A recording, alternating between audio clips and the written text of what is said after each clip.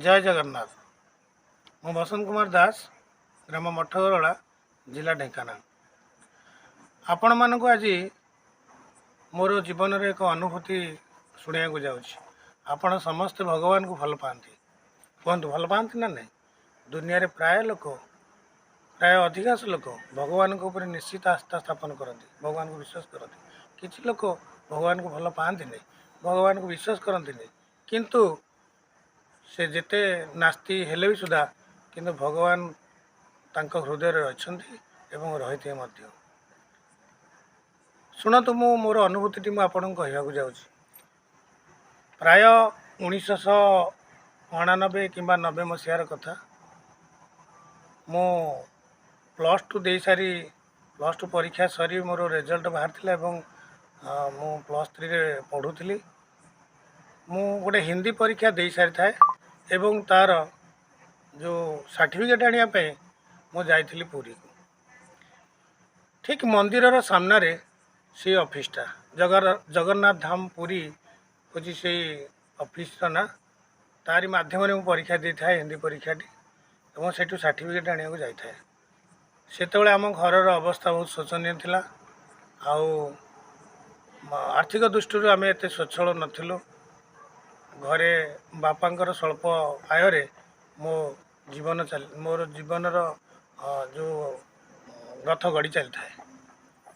जितेबाला मु पहुँचली से ऑफिस रे, मु देखिली से दिन 1:30 प्राय है, 1:30 है एवं मो पाखे मात्र 20 ରୁ 30 टंका थाए। मोर ठीक से मन पड़ी मोर 20 ବା 30 टंका थिला।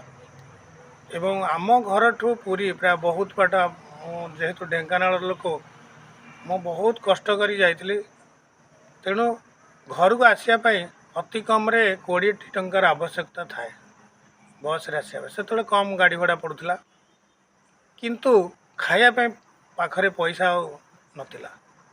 तेणु प्रभु को मु मने मने भावु थाए, प्रभु मु तो पाखक आसी, तो जगह को आसी, केमिति मु घरे पहुँची, मु केमिति टिके मोर जो भोक हो मो भोक टी मेन्टेन, भोक को मेन्टेबी, ए प्रकार भावना नहीं कि मु भगवान को खूब मने मने डाकिली।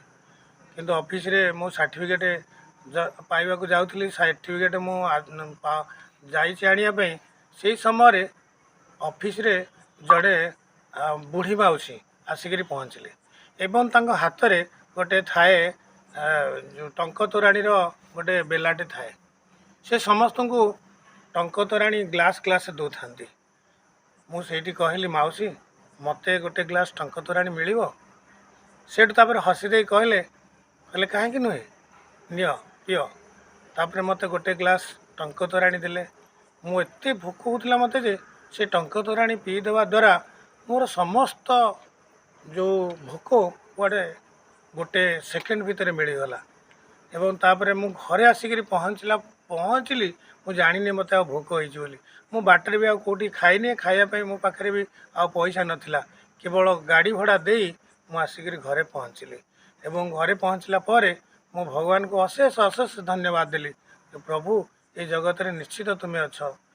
आई अनुभूति मोर सबुदिन मन रहा, जहाँकि दीर्घ प्राय आमर 1990 मसीहा रु एबे 30 वर्ष 30-32 वर्ष है से अनुभूति आज पर्यंत मो मन रही।